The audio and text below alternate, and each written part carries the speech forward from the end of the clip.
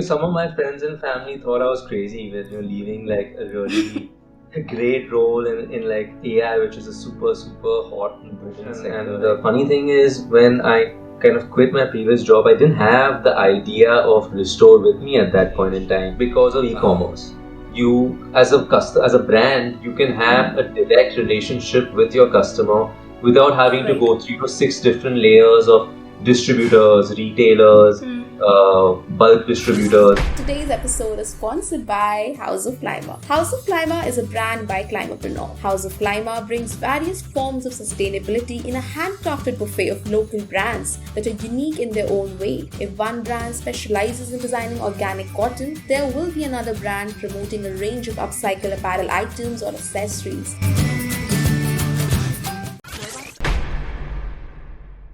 Welcome to the Climapreneur Show, guys. Today we have with us Prateek Gupte. Someone who has explored a different arena, has entered into the avenue of sustainability, I would say, through the power of his passion and, just to be the part of the change, to be the part of the solution. So, welcome to the Climapreneur Show, Prateek. So glad to have you here.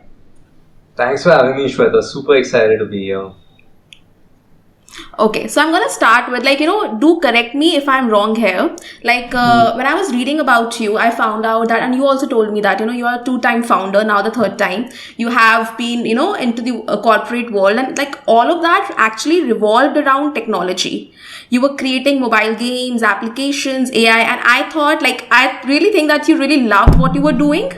So what made you actually shift to the field of sustainability? I understand that technology obviously is a major part of what you're doing right now also, as they are your own words that in future every company will be a tech company.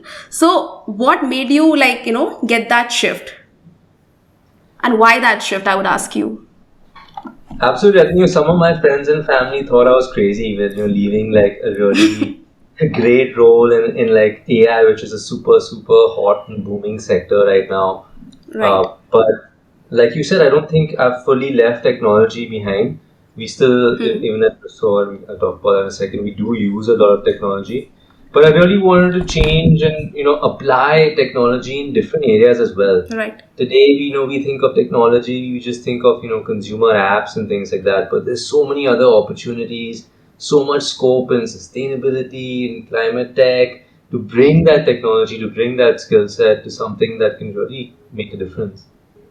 So what was your why? Why did you actually chose to start Restore? So yeah, great question. And the funny thing is, when I kind of quit my previous job, I didn't have the idea of Restore with me at that point in time. I was a bit restless at my previous job. We had done really well. We had sold the company to Reliance, and it was sort of moving really well for us. Right. But I felt a sense of restlessness that every day I keep sort of thinking about the larger problems in the world, and I really wanted to work on a lot of them. And waste and the environment and plastic pollution was one that particularly that used to keep me up at night. And Right.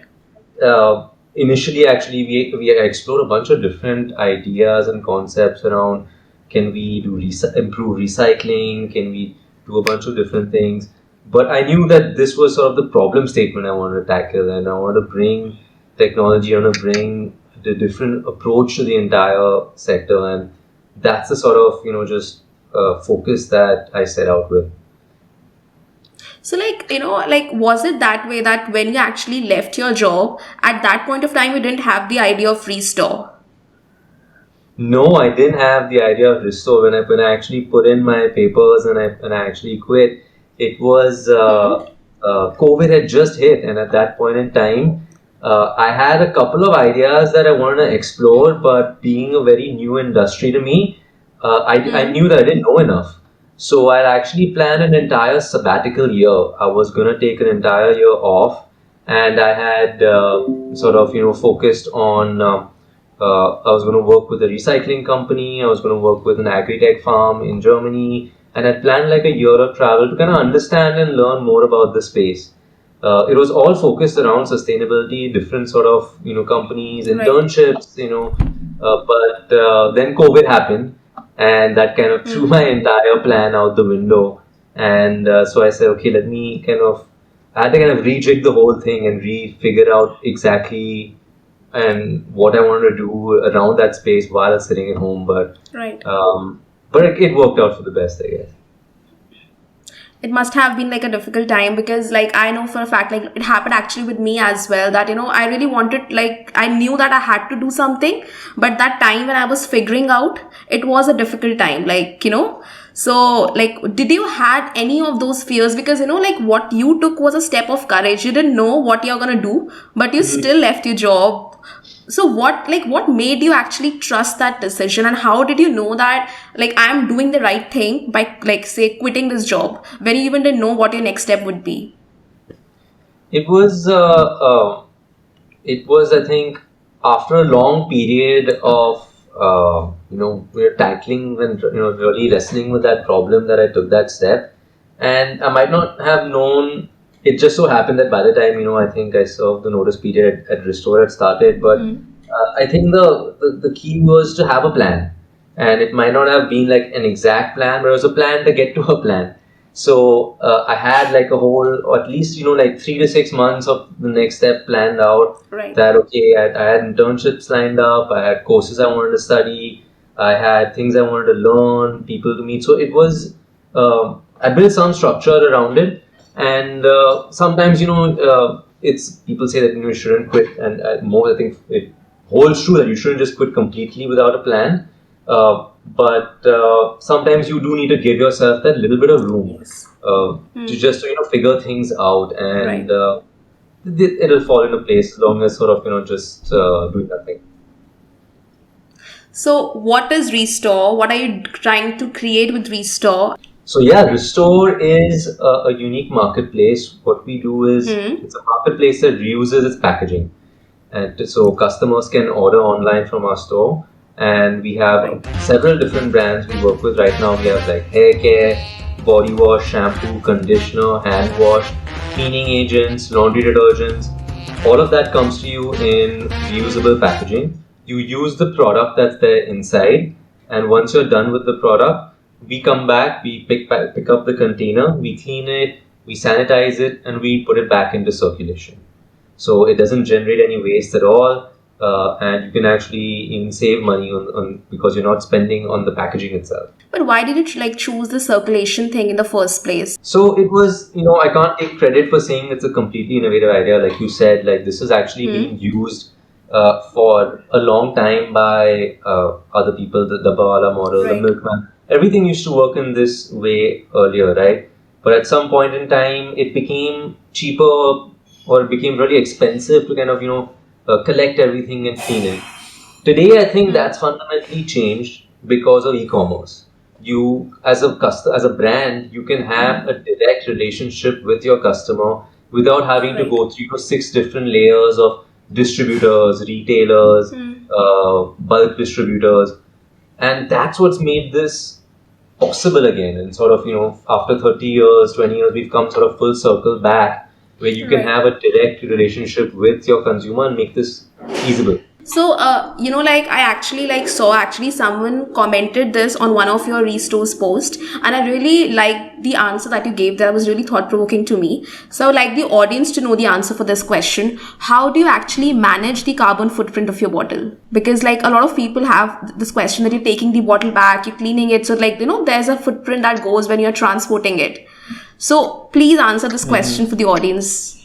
A super relevant question, and I think it's something to keep in mind is sort of the entire life cycle of the bottle. Right.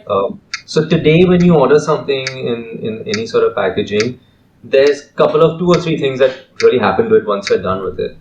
One is either you throw it in the bin, and then the garbage truck comes and picks it up. It's a diesel garbage truck. It'll pick it up and it'll take it all the way to the landfill outside of the city. Second is, it ends up in the environment, which is even worse. Or the third is it gets recycled, right? And if it gets recycled, it's again traveling to a place on the recycling centers are outside your main metro. It could be in another state. It could even be in another country. So it's actually traveling all of those distances anyways. And what we're doing is reducing that distance. It's within the city itself. We have smaller warehouses located right within the same city, and we're also sort of towards the end of the year going to move to electric vehicles to pick up sort of the item again. So it's that's just the carbon footprint of the logistics, but and that does it's still lower, and it doesn't take into account the energy it takes to make that bottle each time. By reusing it, you save all of that energy. So from a carbon perspective, much better for the environment from either any way you look at it. So, like, I would say that when you like sort of started Restore, you had an idea in mind before even like, you created the website, you created the marketplace. So, how confident were you in your idea? Like, when the idea just hit you? So, like, what were the factors that actually gave you the confidence, the trust that, okay, this is going to work out? It's actually this, built a bunch of ideas before, but the products before, but this idea I think is one of the hardest to kind of actually just validate, because you go to someone and ask them, would you like this product, and no one will say no. It's one of those things. If you tell someone, Right. hey, there's something that will eliminate plastic waste, everyone will tell you, amazing idea, damn good, go do it. But sort of the key is to not get sucked into sort of that and really validate the concept from a different perspective. So before sort of doing anything, the first thing I did was actually conduct very deep customer interviews. There's a great book I recommend. It's called The Mom Test, and that really tells you to how do you really ask those questions. You don't ask them by saying, do you want this particular product? Right. The second thing is, I surveyed about 2,000 people, and then after that, I was like, okay, fine, maybe this is something worth prototyping. And then back in March, we launched a very simple prototype, just 2 products, hand wash, body wash. And that was going to be the main concept for us to say that, okay, now will people really pay money for this?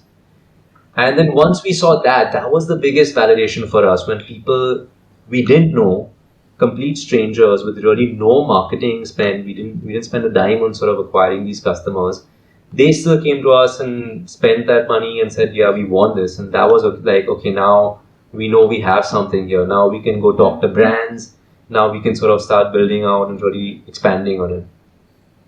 So, like, what were your challenges while you were like building this? I think a couple of different challenges, right? One is, I think, which really is our main focus right now, is the unit economics, which is, I believe, for this to really work out, to scale up and work with multiple different products, brands, food category as well. You can't lose money on it, and then if you factor in sort of the pickup cost, the cleaning cost, as well as how much commission you charge from the brands, etc., etc. So that is, I think, the number one thing, problems to solve over here. If we can make this work, then it's like a home run. Then it's absolutely going to scale out and blow up. But that's the economics is really what's it's an economics challenge. I don't think it's a demand challenge anymore. Everyone wants the solution. Customers want it, brands want it, the government wants it. Right. Can you sort of make it work in a cost-effective manner? Is going to be the number one sort of thing to answer. We always say that AI is the future. And, like you have been working into AI. So I'm going to ask you this question. Being an entrepreneur, I also hear this thing that you need to leverage the power of AI. So what do you think would be the partnership between AI and sustainability? And if I have to say, come and tell you that, okay, Prateek, I'm an entrepreneur. How do I leverage the power of AI into the business for good that I am creating? So how would you answer that? Absolutely. I think there's a lot of possibilities with AI as a technology, but one thing we learned as well when we were trying to commercialize AI back at Haptic and the work we did there is, don't sort of take the hammer first and then go looking for an nail. What you want to do is start backwards from the problem. And we built a lot of tech here at Restore as well.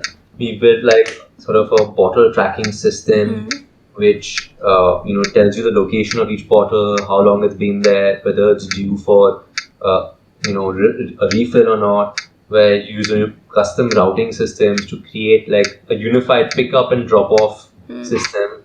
So a lot of, we started out very simple first, and then we added basic technology, and then afterwards, we do predictive AI algorithms as well. So I think start with that problem. Have the AI as sort of a tool in your toolkit, as a skill set that you can apply, but don't necessarily force fit it. Okay. I believe you should always work backwards from the problem, and then you'll sort of find out where you can really apply AI all through sort of sustainability as an entire sector. Okay. And now, considering the fact that, say, I'm new to the field of sustainability, I have a cause, I have a mission, I want to create something, but I do not know anything about this field. So, how should I approach this entire situation? Sure. So, I mean, I'll kind of tell you a couple of things that I did. It was sort of, entering a new field. Sometimes well, there's pros and cons to it, to be honest. The pro is that when you enter a new space with, a fresh set of eyes, everything is possible to you. So, if, you take this idea over to a big giant company, they'll be like, ye to nahi chalega. We have never done this before. And that's what you hear very often. But I haven't learned that that's not possible. So you're a bit naive, and that's a good thing sometimes. The con is in sort of what you have to do is, really start filling out your knowledge gaps and start changing your diet. So if you're consuming, I was consuming a lot of information on enterprise technology before, or on gaming. Now you're changing, the people, the books you read, the people men who mentor you and you work with, the experts you talk to, the courses you're studying. I've been, right from, reading about up about logistics and those sort of things. So start changing your diet, start, interacting with the experts in the field, and work your way through it, and create again some structure to it. That okay, this month I'm going to learn X, next month I'm going to learn Y, and it takes a little while, but I think it's anything is possible. It's never too late. I think like one of the challenges, like something that I faced was that, you know that, okay, I need to be doing something, but you don't know what to be doing. And in that phase, you need to be learning plus like handling your doubts, handling your fears that come in the way. So like, did you had like, those moments of doubt when you felt like, what am I doing this? Or like, should I just go back? So were there any moment of doubts? And if there were, how did you like kept your head straight and focus on what you were doing? Oh yeah, absolutely. I think when I just started out, and it's a bit of a different world where in the technology sector, it's a bit of a bubble, to be honest. But then when I started going out, and I'm suddenly trying to talk to suppliers in China getting aluminum bottles, I'm like, I have no idea what I'm doing. I've never done this before, and I was just sort of I was like a newborn child. I had no idea how to just get simple samples from somewhere. But and it's intimidating a lot of times. I was like, maybe I don't really have the skill set for this. How am I going to manage all of this? Right. But I think it's important just to create those micro targets. That okay, let's not think too much, and that's sometimes a trap I've fallen into, where I'm just overthinking everything, but I'm not doing anything. So just create those little small milestones for yourself, that okay, just this week I will talk to 2 suppliers. Just this week I will try and make a bottle design. Just this week, and I will maybe just learn a little bit about e-commerce. And I think focus on the short-term goals, and just take those baby steps, and one foot in front of the other, you start making progress. If you start thinking, oh, I don't know anything about supply chain, I don't know anything about logistics, I don't know this, I don't know that, what's going to happen 2 years down the line? Right. You really get caught in that trap of overthinking. Did you face any like issues? Because like in a way, I will tell you that sometimes what happens is that you have an idea, and you really like that your idea could be a solution, but on the initial phases when you are not able to monetize it. So how do you keep your confidence level high at that point of time? The point I'm asking you this right now is because like when I talk to these entrepreneurs who are just starting up in the field of sustainability, sometimes money doesn't come as planned, and during those times, how do you like keep yourself, that okay, just let's do what I'm doing, it will definitely come? Or do you feel that you need to be a bit practical and understand like if it's gonna work, if it's not gonna work out? What are your like thoughts on this? I guess there's two parts to it. One is if you have no idea how you're going to make money, you don't even have a business model in place, and that is something to think about. That is a question that you should try and maybe arrive at an answer to. Before maybe not, you might not have it immediately, but it should be an answer you're trying to work towards. If not now, then eventually. If that's the case, that you're not sure how you're going to make money for a very long time, then you do need to sort of secure alternate sources of sustaining yourself, because it's a long game, right? I think any entrepreneur Right. needs to know this, that it's a long-term game, and you want to know if then either you're going to raise money to sort of tide yourself over, or you want to have some money coming in. Whereas the second thing of if you're not making enough and you're having a bad time, sort of that I think is sort of happens to everyone. What he sort of manage over there is think long term, be frugal, and make sure that you're not overextended too early, too fast. So And those are like sort of because shorter term problems. and I would ask you here that because you have sort of experienced like both the entrepreneurship field, the traditional entrepreneurship field also, and now when you're into, I say climapreneurship or climate entrepreneurship. So how do you think that traditional entrepreneurship is actually different from climate entrepreneurship? I would say there's some things that are same, which you really have to keep. Like in the end, the business is a business, and Right. I really don't want to. It's a social business that sort of, and in the sense of climate entrepreneurship, you've kept a certain cause at the crux of your organization, and you want to make sure you hire people with that same sort of goal and mission. And as long as you do that and you keep that at the heart of your business, as you scale up, things will fall Right. into place. Like the great thing for us is the more we scale up and the more money we make, the more impact we've made, because by default, we've diverted more and more waste from the landfill. But yeah, at the end of it, you have to. It's not an NGO. Right. We're not reliant on donations, so you still have to make money, and that's why, like I said, unit economics is a very important part of what we do. So keep all of those fundamentals in mind, and yeah, and just really important to hire the right people. I can't stress that enough. I think it's a very fulfilling feeling, like when you're doing something that's good for the planet. Like here I'll ask you that what is your purpose? Have you been able to identify what your purpose is? And like with Restore, do you feel that you're sort of aligned with your purpose? And I'll just add one thing here. Like I love Oprah. Like Oprah says this thing very often that one thing leads you to another thing and leads you to your higher purpose. So do you feel that Restore is your purpose? It's such a loaded word, purpose, and at that at that phase I was in, where I was trying to figure out what I was trying to do. I thought that I could have this sort of epiphany moment where that I would be like, oh, this is it, and this is what I have to do. And I tried so much. I didn't know there are these books that help you try and work through it, and try and I remember I went for Vipassana. I thought, "Oh, maybe there'll be like a moment over there." Um, and I used to always be jealous of people, from a very young age, they'd always know exactly what they wanted to do. And at like age 6, some people would know that I want to be an astronaut, or, my cousin sister, I want to work at NASA, and then that's it, that she's set for life. Um, Right. but one thing I've realized is I don't know if I'm wired that way, that I'll have one singular purpose, and I think a lot of people are like that, and that's okay. As you Yes. go through life, your 30s, your 40s, what's the most important to you kind of sometimes does change. And again, that's okay. Maybe when I'm 60, I'll realize that the environment is not the most important thing. Maybe it's family.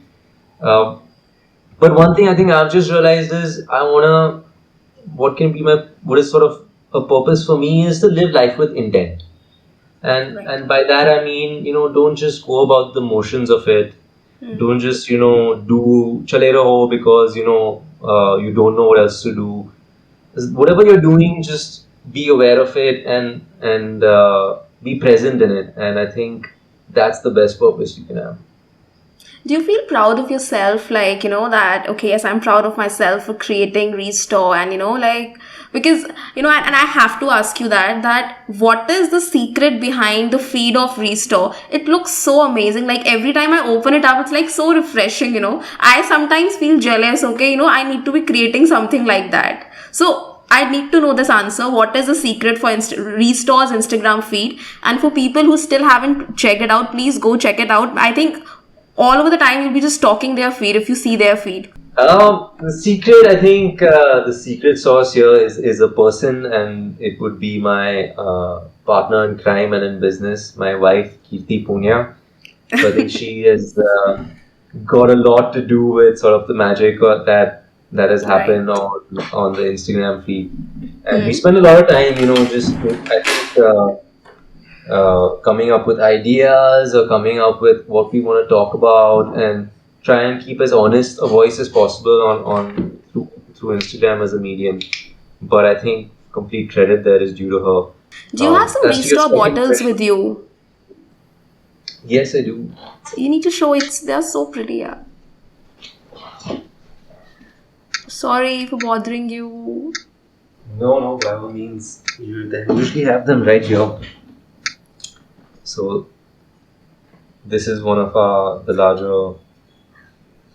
The color, everything is so pretty, and it just gives you that positive feeling. Like, did you have, like, when you were actually designing this bottle, did you have a thought in like mind that what you want to create with it, or like what all actually went when you were designing it? And I have to ask you this thing here, that because you have actually seen this bottle, I would say, grow, as your own child, because on first phase it would be in the ideation, then we actually hold the bottle in your hand.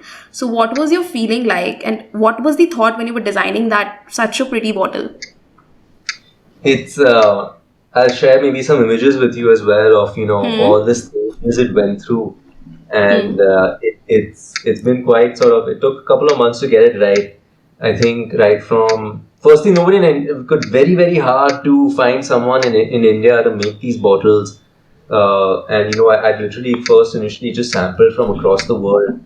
Secondly, then after that we realized we had to beg and sort of get someone in India to, like, okay, please supply for us.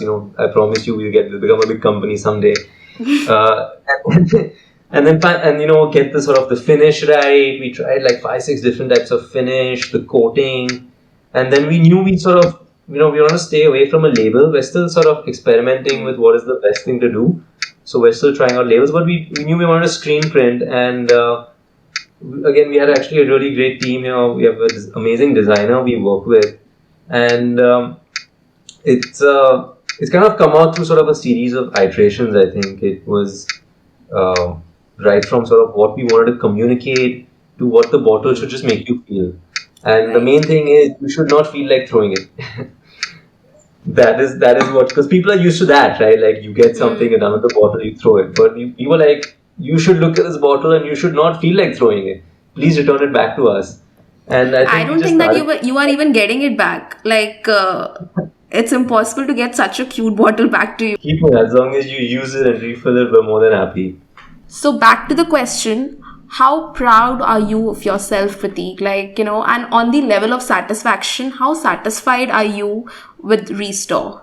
Oh, I mean, I don't know if I can have that sense of pride just yet. I feel like we've just started out and we're just sort of, starting to make that impact.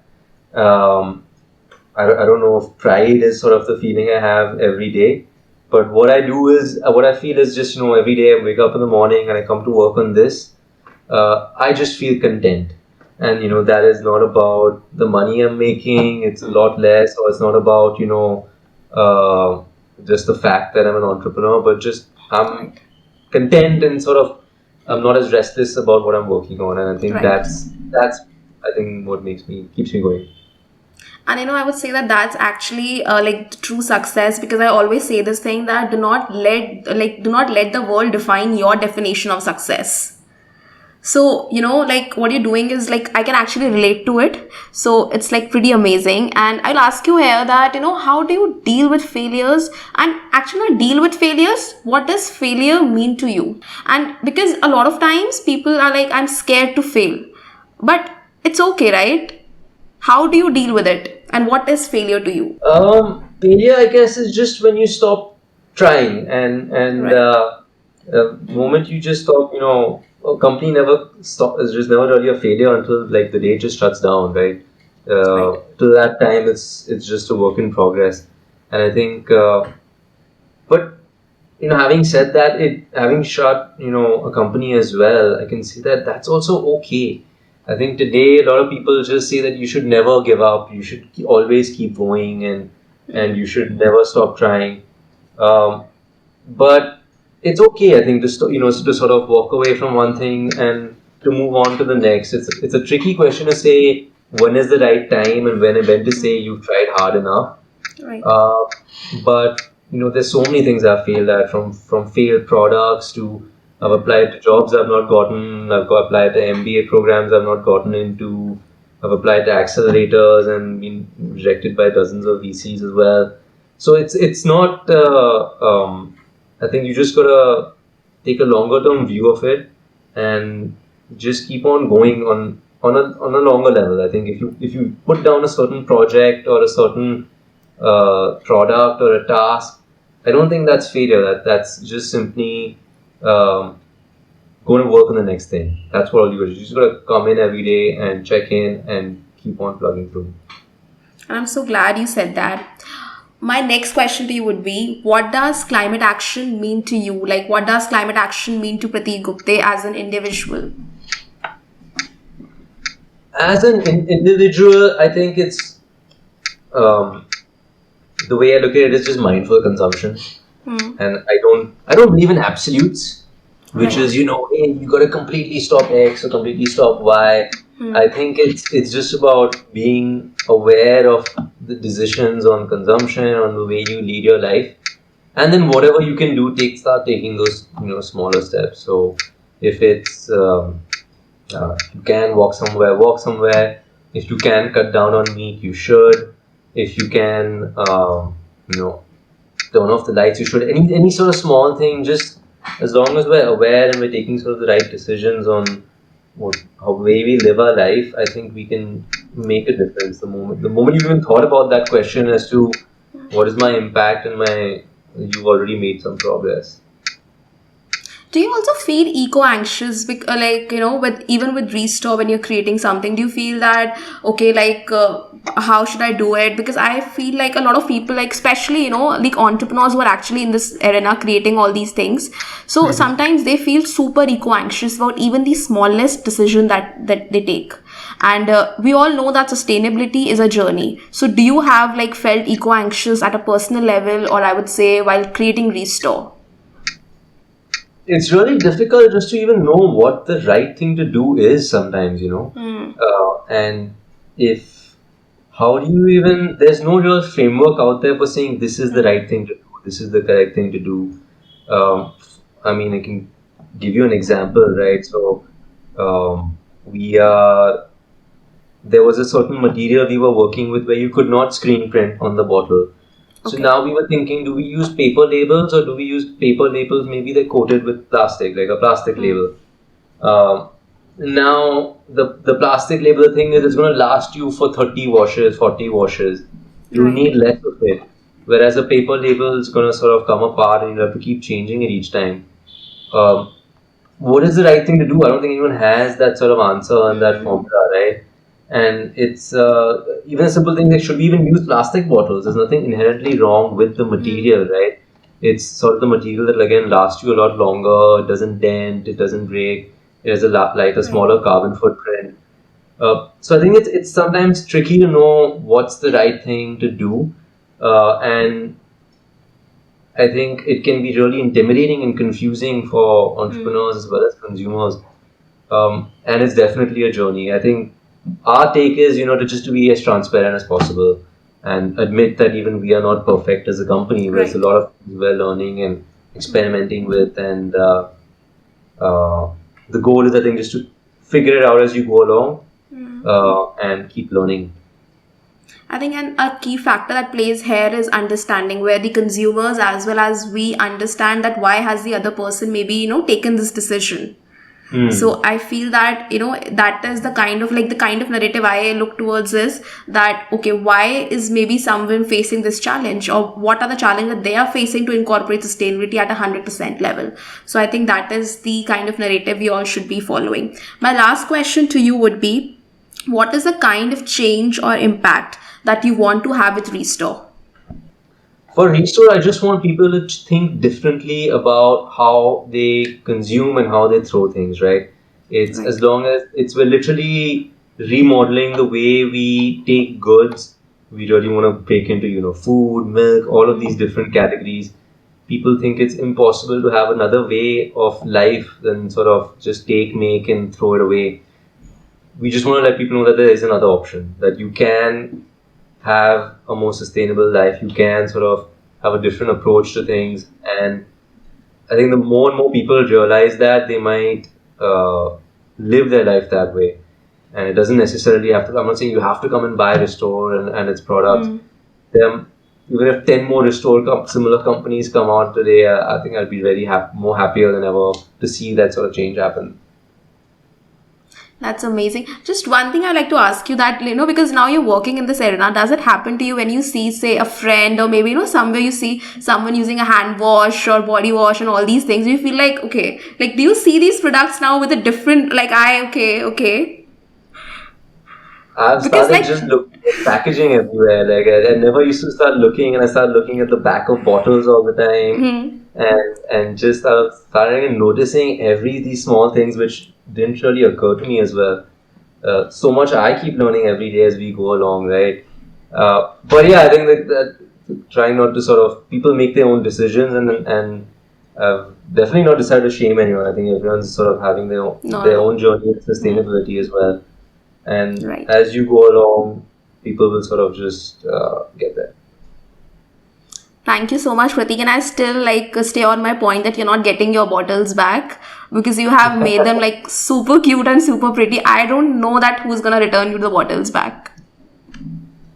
Thank you so Thank you much. so much for being on the show, Prateek. It was an absolute pleasure talking to you.